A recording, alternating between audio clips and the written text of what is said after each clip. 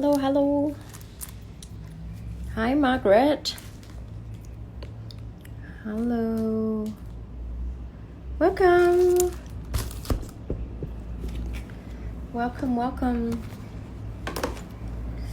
Now, today, so I'm going to show you it's a lot in my mind because there are quite a lot of things I want to show everyone, and I really want to make sure I organize this nicely. So today, starting from today, is the first day of the Calligraphy Copysheets demo on the classic style. So we're going to learn the classic capitals letters in Engrosser script. Now, for those who are very new to calligraphy, or for those who have not been doing a lot of calligraphy, maybe I want to also introduce you a little bit about my tools. So I have brought home, so I'm currently at home, I have brought home this starter kit. So hopefully you can see it. So I just hold the camera like that. Now this is a calligraphy starter kit which I actually put together. I use it for all my dip pen calligraphy workshop, especially for those who are new to the classes, so like intro or beginner classes. And this box set, I want to quickly introduce you so you have an idea, if you're somewhere else in the world and you're looking for a nice calligraphy starter kit set, because I actually have been looking on Amazon and there are just tons of set that provides the nips that are not quite right and stuff. So hi, I'm well, thank you. I want to know your name because I know you're based in the UK, right? Considered calligraphy, so maybe you can let me know, because I checked out your profile and I couldn't find your name. Anyway, let me continue first. This is the starter kit set. So inside you have a wooden pen holder. For those who have who would like to use a straight pen holder, most people will be like left-handers. You can request for the straight pen holder, but the starter kit comes with an oblique pen holder, and it's made of wood, and it's a very lovely weight for it, not too heavy, not too light. Now there's also a bottle of water ink, which I always put a zip bag just in case it spills, and you will find there is also a nickel G nib, okay, and a little tote bag. The tote bag just contains all the supplies, especially after the virus. Hopefully everyone can take out the calligraphy and write elsewhere, not just staying at home. So you can use the little tote bag and put your ink, your nib, and your pen holder all inside. And in the box set, it also comes with a starter kit guide. So this is a guide that I put together. It's very nicely foiled, you can see, right? It's really lovely and shiny. It talks about what the tools are. It also show you, oops, sorry, I'm using one hand. It also show you how to set up the different view of the point. Now make sure when you set up the pen holder, make sure your nib is aligned to the center, okay? Aligned. No matter what nib you're using, please make sure it's aligned. I can talk you through a little bit later when I'm writing. And this is talking about how to apply ink, so all the basics. It's just mainly a starter kit that is great for those who are new to calligraphy, and also for those who maybe want to buy a set for your Mother's Day gift, or or for friends who are staying at home, because it does give you a brief idea. And so also come with a foiled alphabet guide. I feel like I haven't been promoting my set enough, because I usually sell them, well, mainly it was through the workshop because it comes with the workshop.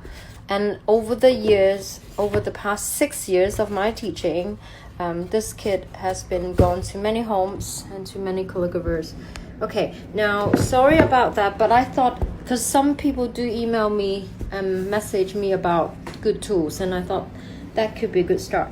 Now, since we're learning the calligraphy style, which is called Engrosser script, I would like to give you a little bit better idea of what exactly it is.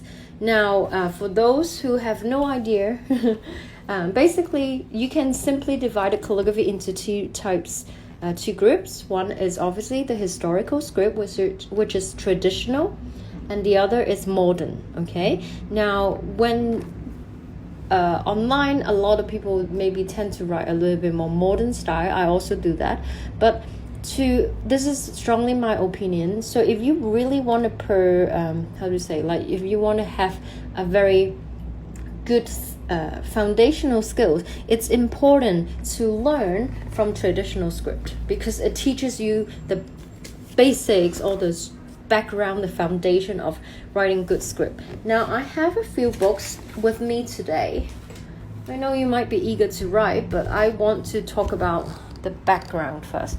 Now this is Scenario Menu. Okay, this is one of the book that is super important. I think it was published in the 1895, and this is a copy from 1981. Okay, so anyway, it's a book which is amazing. Okay, I found this in 2016 at the IMPAF conference when I asked a calligrapher, Skylar, so you might have heard of Skylar, Letter Queen, and he told me, oh, you can find it on eBay. And I said, oh, I tried it many times, but I was never lucky. And he was so lucky. He just searched on eBay. He's like an eBay king, and found this copy for me. I think it was about, I can't remember, around Hong Kong, maybe 800 Hong Kong dollars, about 100 US. It is expensive because then they are like kind of not in print. But anyway, this is one of the favorite book that I love when I study Engrosser script, which is a style that you're gonna learn in May and June. So you can see all these amazing like handwriting letters. I just can't get over it. And I usually read the details as well, which I'm gonna share with you today, my summary. Okay, so pages and pages. And also this book, by the way, was the authors, so people who who put together all the information, they are instructors of a school back then. It's called the Xanarian College of Penmanship. So it was in Ohio, in the States, and Columbus, Ohio. Yeah. And anyway, so this is more like an instructional book. It's quite funny because as you read through, it talks about how you can make money from writing nice script. So this is one of my favorite book, which I highly recommend you. Now, if you want to download it, David Grimes. So David Grimes also on his website, which is Masgrimes, MASGRIMES.com. I can write it down for you. And he has this PDF. He scanned the high resolution and put it on the PDF, and you can download it on his website, which is incredible. Ever since I started teaching, the Refine Your Script lesson, I talk about this to all my students. I think it's one of the best information you can get. So I write it down here. So MASGRIMES.com, and you will be looking for, I think it takes some time because the file size is very large, but it's in high resolution. So usually I download it on my phone, I have it on my iPad, and you can pull it out anytime to study and reference it. So obviously Scenario Menu. Okay, so definitely check him out. He's amazing. Now, and also the next one I want to talk about quickly is a book which is in Chinese. I'm not sure if you've seen this before. I bought it directly from the author, Richie Wei. He's based in China. He wrote this, and it's purely so Richie wrote purely about Engrosser script. So everything is in Chinese. But sometimes I think even if you can't read the language, you can kind of like look at the strokes and all the details.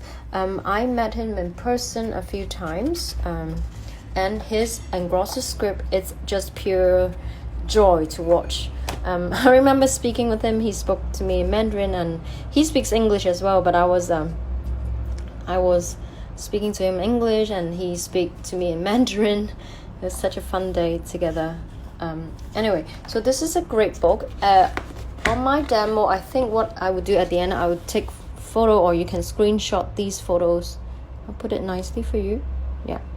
So it's in Chinese, and the English name is Pointed Pen Calligraphy. I don't know if this is the book name. Oh, sorry. Yeah, it is the book name, Pointed Pen Calligraphy. It is one of a great reference. I love it so much.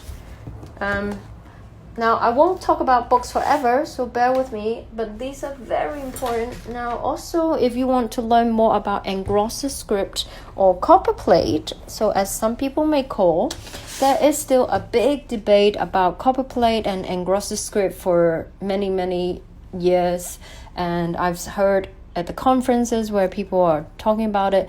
I want to just keep it simple, because essentially there is a huge debate. In my mind, you can just kind of like categorize them at the same, like copperplate, round hand, Engrosser script, essentially the same thing. It's just names that comes up different period of time, style evolved slightly different, because it's been a very old script. Now with copperplate, this is a book by Paul Antonio. Okay, Paul Antonio, a very good calligrapher based in London. He has a yin-yang approach, which I think is very interesting. You can screenshot this if you want. I don't sell this book at the store, but you can, I think you can get it in a lot of American calligraphy shops, or you can just email him directly. He will let you know. He's a very nice guy. And anyway, his approach is very interesting. I just love all the little details, like super geometry, like how you, it's incredible, the way of thinking, how you think about doing the flourish with the oval and how to move around the spaces. It's definitely worth reading if you are into learning in a more foundation, like a more stronger foundation, no way. Okay. I just think it's very innovative. I am amazed by this book, and I managed to get a sign, which is so pretty. Look at his handwriting. He got a digital version. Thank you, Chloe. Yay. So you can download on it. I always like actual copy, if I can get one. Now, I think lastly, the last book that I would like to mention, this is the last book, is Tommy Thompson, Script Lettering for Artists. A lot of times people refer calligraphy as lettering. It's kind of an old way of calling, this is how they say it in the old days. Now, so I found it very interesting. I got this book long time ago when I first started calligraphy. I think probably at least like from 2012. I like this book because it has a clear breakdown of the alphabets, right? And look, wait, let me go back to the front a little bit. And I like how it expand the alphabet so big. And talking about the slope, the slant, we call it. Now this is how they break down the stems. Okay, the principal strokes, we call them. And when I'm showing you the capitals and lower cases in the coming demos, it's gonna be divided into different groups for your alphabets, because we will try to group the closest looking ones to practice together, and this will help you to really build up that muscle memory instead of just A, B, C, D, E, right? Because there's a lot of similarity among certain alphabets, which we will show you. Now, if you just simply look here, you can see I and U, L and T have very similar structure, A and D and G, right? The oval right in the middle. So this is one of my favorite books too. Definitely worth looking. But what I want to point out is, I actually put a highlight marker here, is sometimes when you look at books, throughout all these calligraphy books that I've been reading, they have different ways of teaching. So you may have different groups of alphabets that belong to this. To say it better is, for example, the way I group the alphabet may not be the same as certain people, some other authors in the book, right? Because there's just among the 26 alphabet, there is a lot of similarity, and you can have one alphabet that can belong to certain groups. Okay, so just think of like a person who has like multiple personality, and they fit into different groups of people in the society. Completely random, but that might help you to think. Now this is the breakdown of the strokes. Okay, now let's just start writing. So I'm using this new copy sheets called the Classic Capitals, and inside the packet, if you buy online, digital or printed, it will come in a special separate package, like an extra is when the alphabet is in group. I also have them printed and digital in all the A, all the B, all the C, and so on and so forth. But when I'm demonstrating, I'm gonna use this, which is also in your packet. Okay, now let's get started. Oh, by the way, in the PDF, you also come with the alphabets in an exemplar format, which means exemplar is like all the A to C, like an example. Yeah, they have a fancy word for it, exemplar. I think I pronounced it correctly, exemplar. Sorry, bear with me, I'm not native English, so sometimes I still struggle a little bit with getting a right word to describe. Anyway, so this is A to Z. And also I have it printed and in digital format that you can use in different groups. Okay, so today we will focus on group 1, A, M, and N. Now, there are lots of information to share with you. So first of all, today I'm actually gonna change to use a nickel G nib and also my own KMA Kalo Make Art oblique pen holder, which is in the starter kit. Now when you're practicing, you can feel free to experiment with different nibs, because certain nibs have different flexibility, and it definitely helps you sometimes to help manipulating the nib. Now I think nickel G definitely belongs to a stiff nib. Okay, so I'm actually just cleaning, wiping off the oil using the ink. So you just dip it in. Okay, now the nickel G nib, this nib is quite stiff. That means certain things, like if I try to manipulate, meaning I'm trying to control how the nib open and close, you may find it a little bit tricky sometimes, but it is still a very good nib.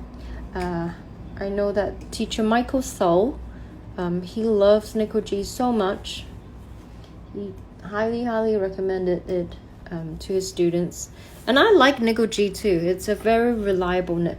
Now after you remove the oil and you dip it into the ink, hopefully you should see the ink will have a layer of ink on your nib. Okay, so if there's oil, you have to keep removing. In the past, I used my saliva. I literally just spit on the tissue. And because of the mask these days, I'm not wearing a mask now, but because most of the time we have to wear a mask, so I don't use saliva anymore. You can also try to use toothpaste to remove the oil. Now once you have removed the oil, the nib should have ink, do you see, covering the whole nib. Now if you have struggles with ink covering on the nib, so like, you know, if you experience ink like little dots around it, like beads, little balls, right, balls of ink, then there's oil, and oil doesn't mix with water, and ink is water, so they don't mix together, so you have to remove it first. Now let's start writing the A. Now this group A, M, and N is what we call the push stem group. Okay, so I actually have a note written out. Maybe you can see from here. Okay, it's called a pushed stem group. Okay, what it means is, if we look at the push stems, so you have this push stem. Okay, it starts from the baseline going upwards. Okay, from the baseline going upwards. So A, M, and N is your pushed stem group. So the first, let me try to demonstrate. First of all, you will see there's a terminal. Now we call this a terminal for the dot looking thing. So it's a terminal. So what I tend to do is I'm gonna draw the outline of it. Okay, you draw the outline and then ink it in. Now when you ink it in, you just simply press on the nib. Sometimes this may happen because this is a brand new nib. It's very sharp. It just pick up a paper fiber. Oh, can you focus? Hi camera. I don't think so. Okay, yep, sort of. Do you see the paper fiber really come out? Because the ink, it's very wet, and then it just, and a very sharp nib. Anyway, you come from the baseline, you want to curl and go up very light and turn to your right. Now it's like a slide. The way I see it is like a roller coaster slide. You kind of like, it's an S curve, so you start from here and go up, relax, come up and turn to your right. So you have a curve on this side and up and curve out. Okay, it is the same as the line of Universal Beauty, right? You have, if you have been learning with me, but it's just have no pressure. Now notice this line currently is off slant because the slant is here, which is the 55-degree slant, right? So it's off slant. Then you lift here and you come down by pressing gradually, adding more pressure, and then you want to pull your nib to the left a little bit. Okay, this is a very sharp nib. Okay, let me try. Okay, and then you start from here, going up, press a little bit, and then out. Now one thing is, what happened, okay, sometimes this is happening, bleeding. With Hong Kong, the weather, I don't know if you notice, it's extremely humid. So paper, they get wet. Now let's try this paper one more time. You have drawn terminal and press, lift. So you want to start with a light pressure. Oh, let's do the fiber. Maybe I have to change the nib. Very light, come up, lift. Then you start from here, thin, adding pressure on your index finger towards here. You can pull a little bit to your left. Okay. Now, I don't really enjoy writing with this.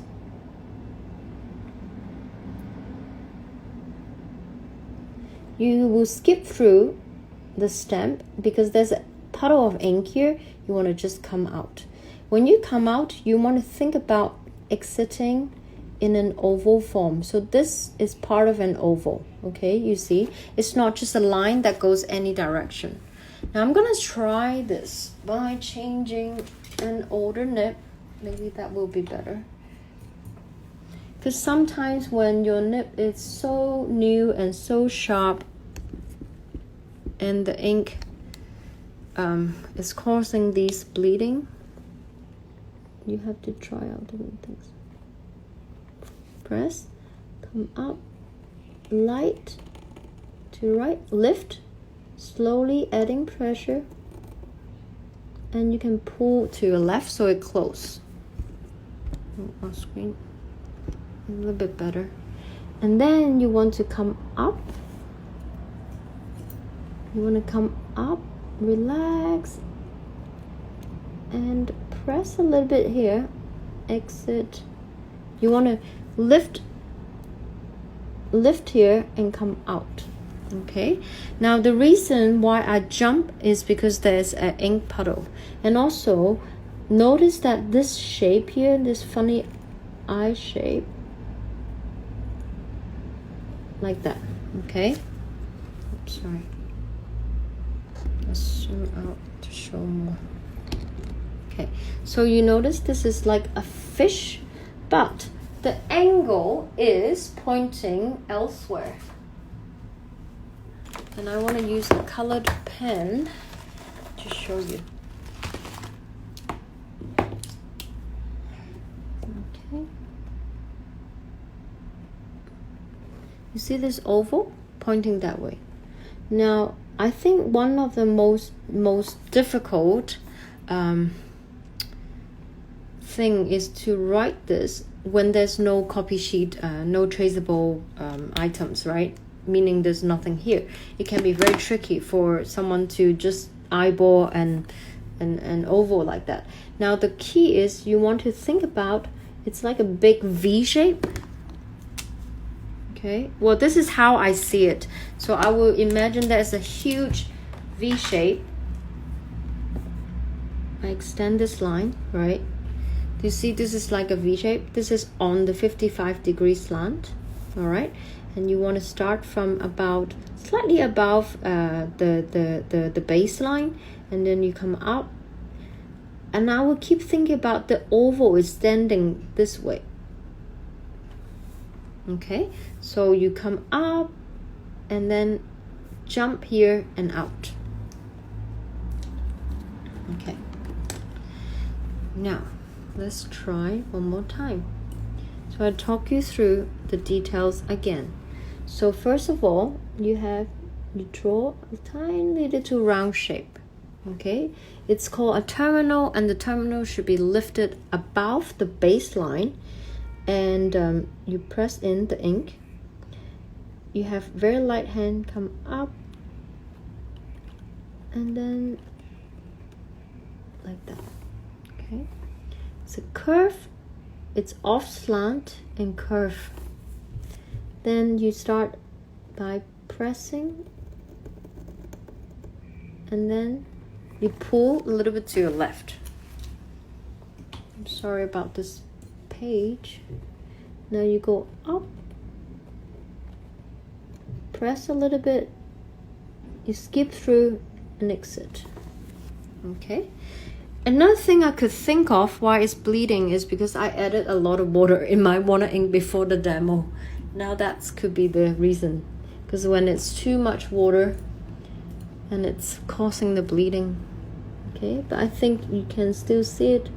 So draw a terminal, press lightly, as light as possible, up and curve out.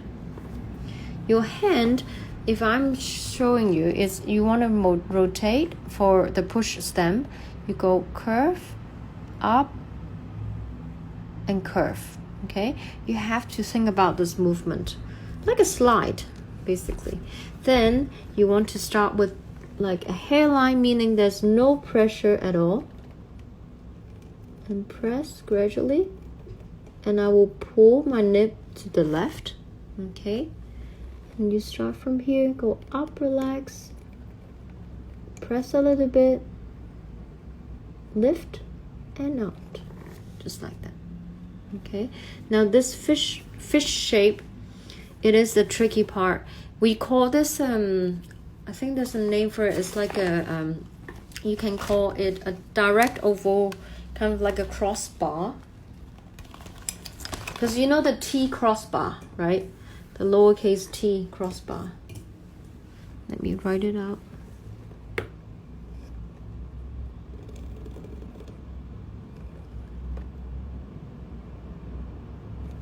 Okay, so that's a crossbar here, and you can call this a crossbar, or you can call it a fishy thing.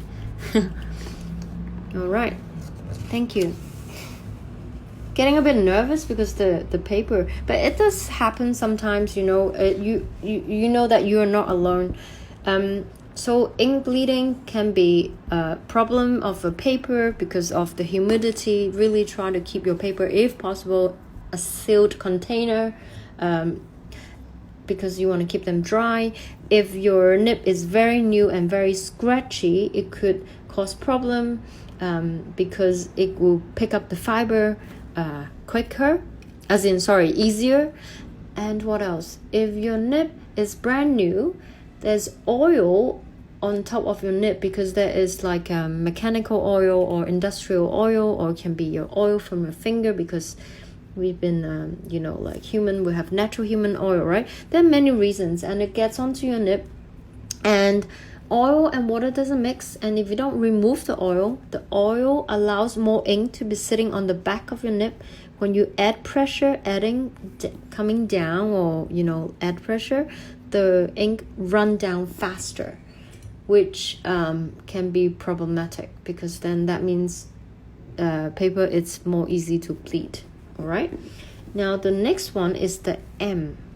Now letter M, I've seen from the Zenary menu, there are really different ways of teaching, showing how to write. So maybe now, because there could be this paper, I don't know, I'm gonna try on here, just on a blank page. Now for the letter M, you have, let's zoom out a bit. Okay, you can see, right? Now letter M, you have the ball terminal, draw a round shape, add the pressure. Notice this is slightly above the baseline. So this is my X height, this is my baseline. And then you want to curl, off slant, and curl to your right. Okay, now the second stroke here, it is actually coming down. So there are two versions, as I mentioned, right? So the first version, which is on your copy sheet that I'm going to show you, looks like this. So you have coming down like that. Okay, it ends with a point. It is pretty much on the slant, but you can see that the nib opens up on your left tine. It open up and make it a little bit more wider, because it's a downstroke, right? It's a shaded stroke. And then you want to come up. Now when you come up, it's a push stem again, but this time we just don't have any terminal, right? So you start with a very soft curve and turn to your right. You see, curve, up, and curve. Very soft, very, very, very subtle. And then you do the same, and with a point. And then you want to come up. Now when you do we call this an exit stroke. When you do an exit stroke, okay, make sure it is in an oval form, just like that. So that's an M. This is quite a large size. Nice to see you, Zeder. Okay, hi everyone, thanks for joining. So I will try one more time. Draw the terminal, pressed, and lift. I'm going to start up and curl to your right. Okay, then next one is you come down on pretty much on slant and add the pressure and reduce the pressure earlier. You can almost fit a triangle to remind you on the top of this triangle, which is here. You reduce the pressure. Now starting with this point, but this is a very subtle push stem, which means you curve, go up, and then bend to the right, come down, same, and lift, and then like that. Okay, a little bit wider, but the idea is you want it to be this, to be hitting more in the center. Okay, so that is the first one. You can draw, you know, like narrower, a little bit narrower,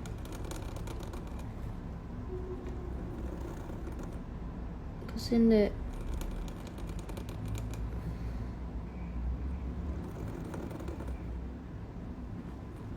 like that. Okay, this is a bit too wide, sorry, I'll write it down. It's too wide. Also, I find it like when you're practicing, it is better that you keep going on, you know, you write without massive stopping, because when you stop, it kind of loses that flow a little bit, and this is much closer to the size that I want. Okay, so this is good. And M is actually a really tricky one. I personally think the classic letter M is not easy at all. Okay, so now this is the first one, which is have parallel. So let me come to the slant part, which I will show you step by step again. Now, we only have 3 alphabets, but there are lots of little details. So you want to start with the curve, right? Make sure this is curve and go up. It's off slant, but then you curve back. You see? Then this is also a soft curve, very soft, and soft curve out. Obviously, all the oval, it's all implied here. It's all, you know, it's all fitting within the lines. Okay, and if you think about this, you will have a big oval here. There's a little oval. There's a little oval, but I won't draw on it. Okay, now what else is important? Yes, when you come down,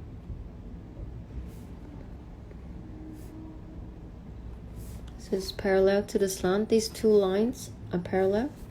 Okay, this is not on the slant, this is off slant here,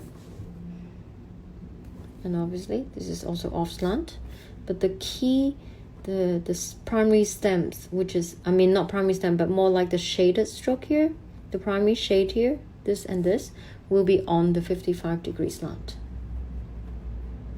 Okay, now so this is one method. Now, but if you studied let's say I think from Paul Antonio's book is very different. The M, let me pull out the book and show you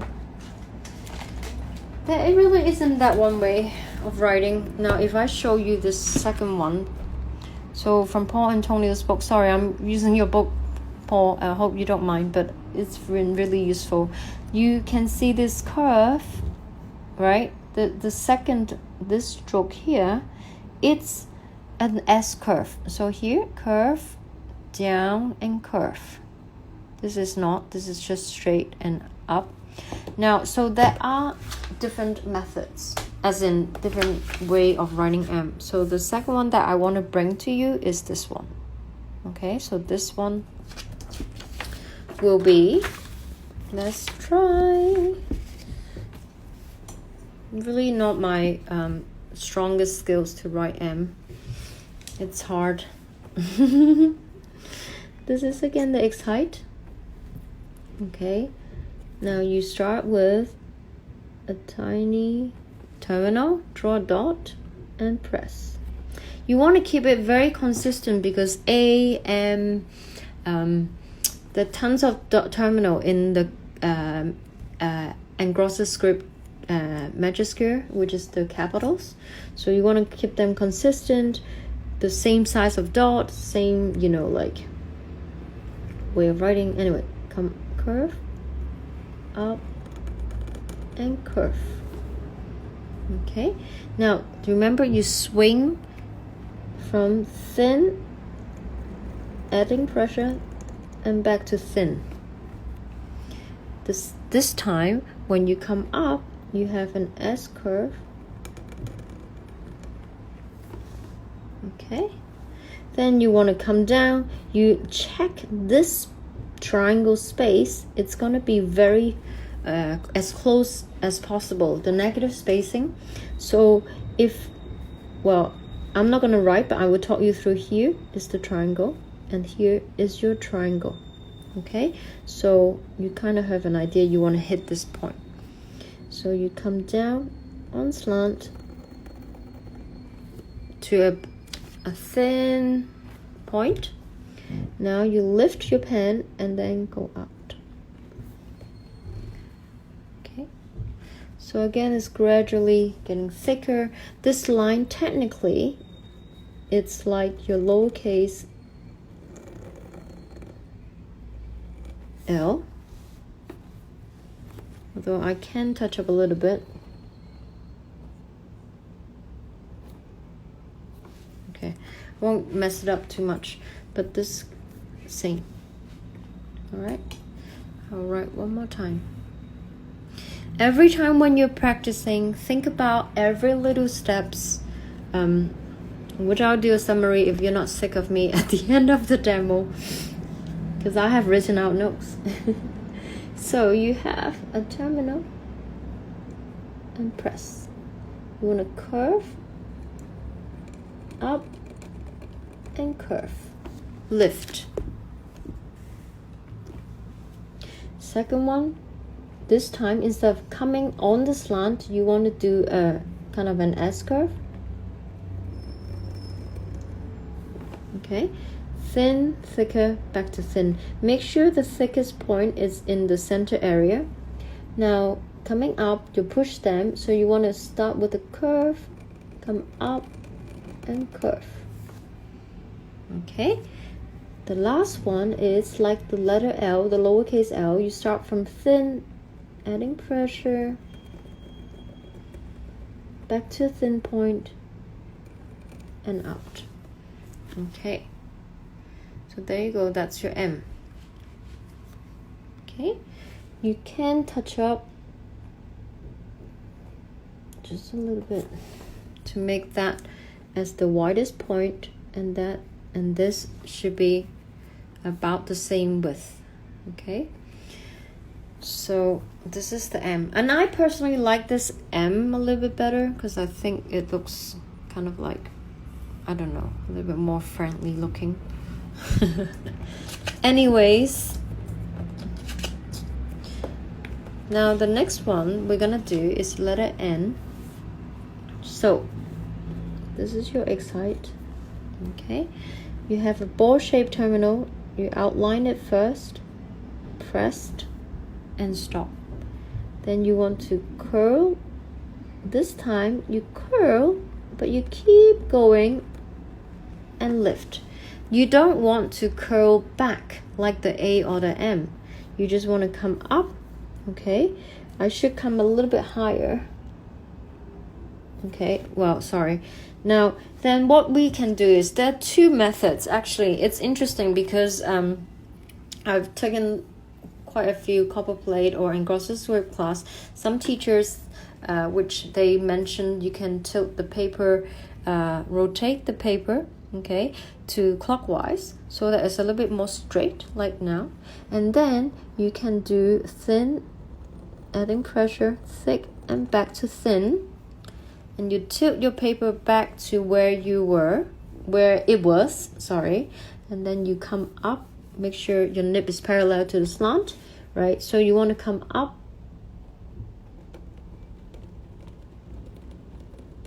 and turn. Okay, now when you turn, you can either finish it off with a terminal, or it is quite okay, or you can keep it just a hairline, which I'm gonna demonstrate next. Okay, so you have first a ball terminal, press. Usually I press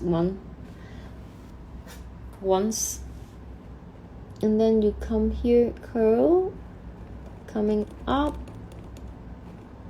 and stop.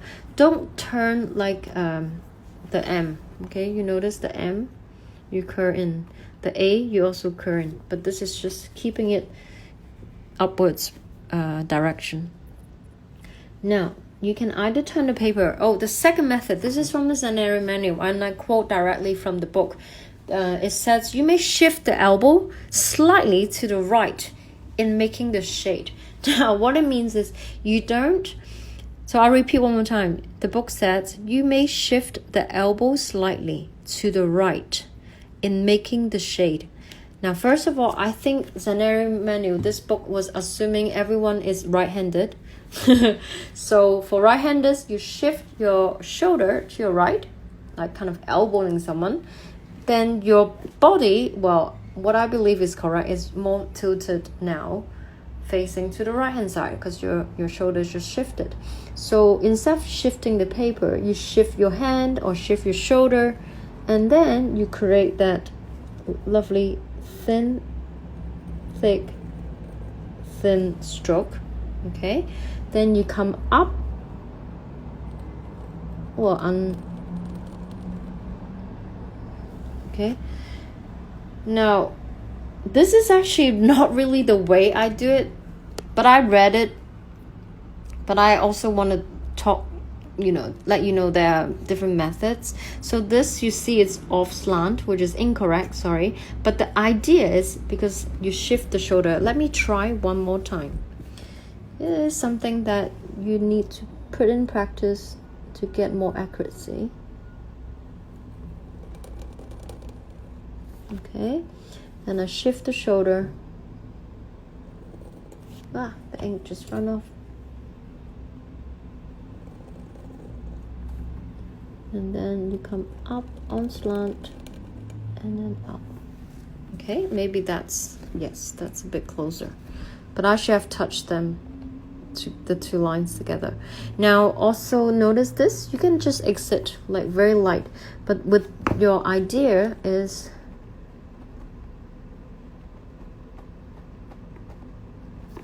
it's an oval. Okay, obviously that contains an oval here. Okay, so you want thin, thickest, and thin. In my classes, I always say TTT. So what it means,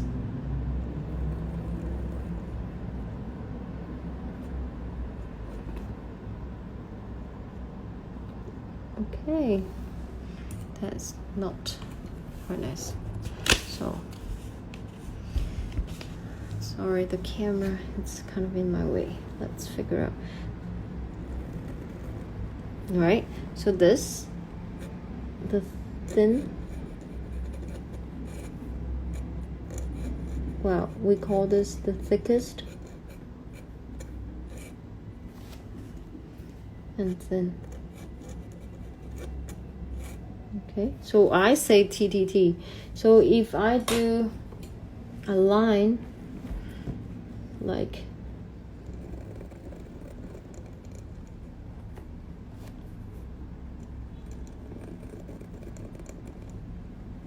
okay, that's better. Second one, you want to have thin, thicker, or thickest, and back to thin. It's all gradation. Okay, that's a little bit. Now this is not good because the thin line is too short. Do you see? And this is the thickest line is longer, and then this is kind of like definitely too long, so it's not balanced. You want to get the top, bottom. It's better. Okay, when you do we'll come to the stem in the future, but I just want to show you the TTT concept. Okay, the thin, thickest, and thin concept. And I think a lot of times if you're struggling to create lovely gradation of thick and thin, it is so much about your pressure right here. Okay, now with the letter N, I think if you want to pay attention to the spacing, you will see the triangle. Okay, so I use this as an example. Do you see this negative space? Okay, you want them to be as close as possible. Okay. Okay, now I was going to say I would do some quick summary. I probably will talk you through it, and I also want to talk about some tips, because when I was preparing yesterday night, and I thought a lot of people, you may understand the concept, but to execute it, it will take a little bit of time, because a lot of people haven't developed the muscle memories, or it is definitely through time to develop those skills. So don't rush into it. but I have prepared some ideas here. Sorry, a little bit funky. Now, when you do you remember I talked about the ball terminal? Okay, now a little bit more detail, because we said that we want to try to be as consistent as possible, right? Now, when you do the ball terminal, you really want to think about is how high.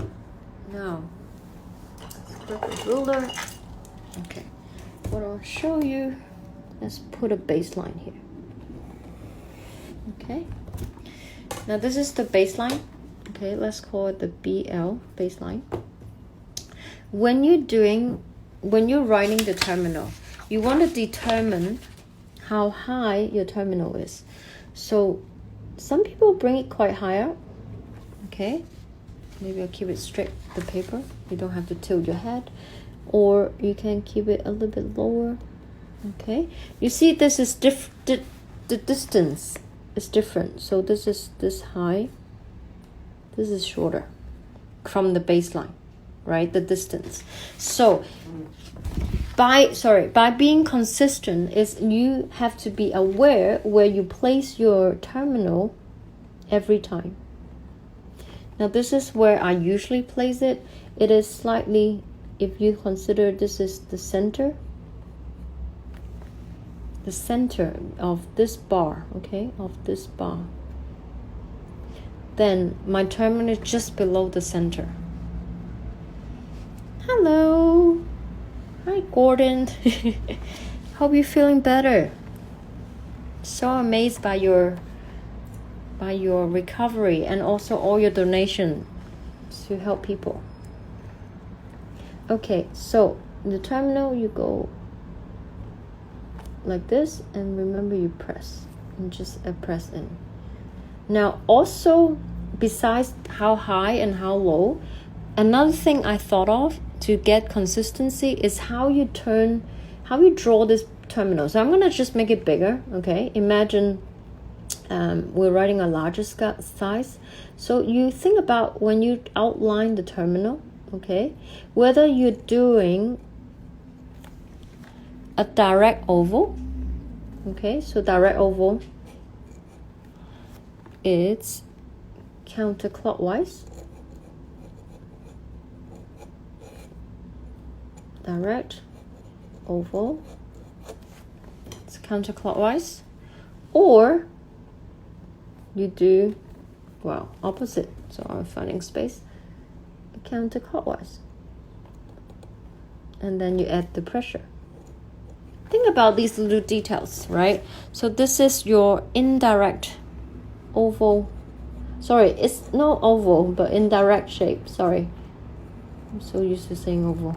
This is actually not an oval. This is a ball shape, or you can call round shape, okay, or circle. Okay, indirect round. So I think you get it. Now, so this is the sort of details you think about. So you always, what do you mean, what a cool name?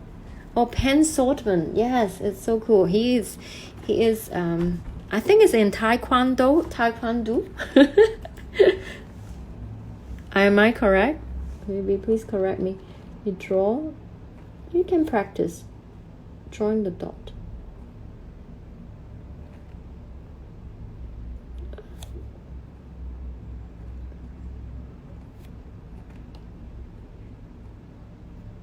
And pay attention to your nib. If there is fiber, for example, sometimes it come up more when you turn longer. Do you see? It's really obvious.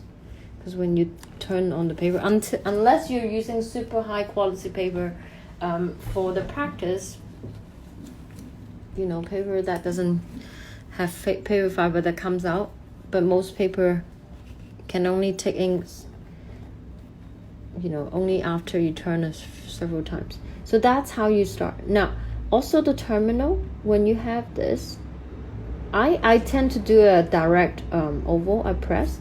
Now what you want to think about is you want to extend from here and come up. Okay, so the ball shaped terminal, oh, one more time, ball shape, it's like this.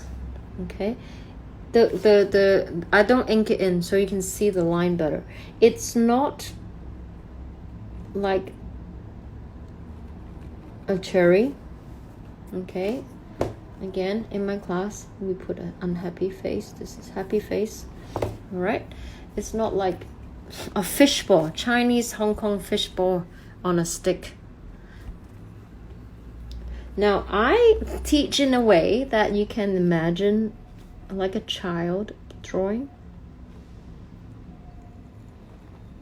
Okay,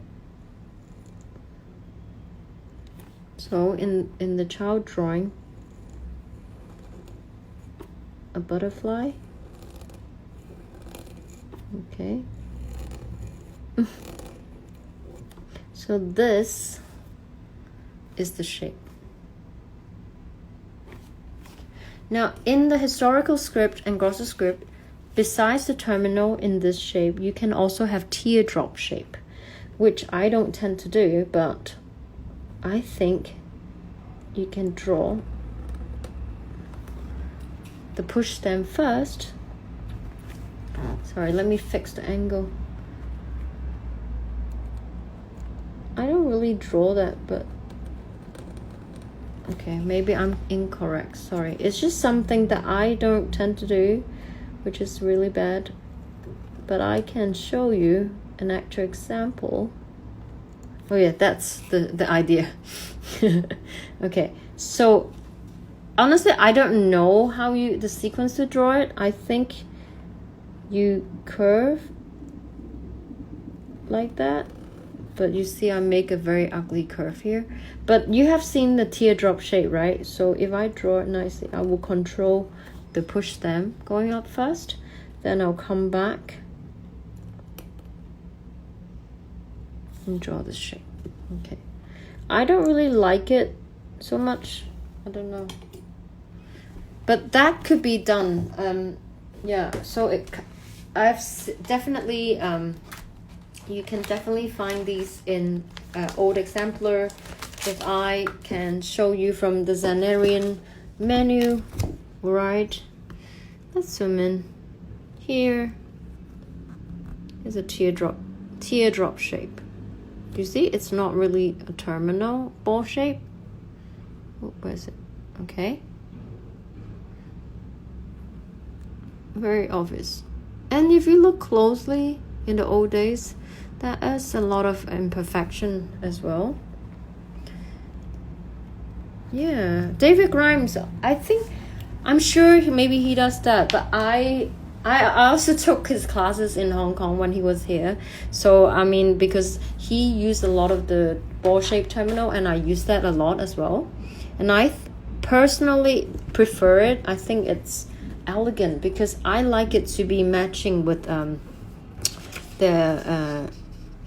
letter S, the lowercase s, you know, with I like to use lowercase s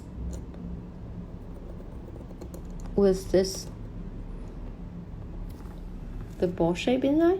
So I like the ball shape. Sounds really bad. Yeah, but you get what I mean. Okay. You're not yes. You're more OP, I think, right? You're more OP.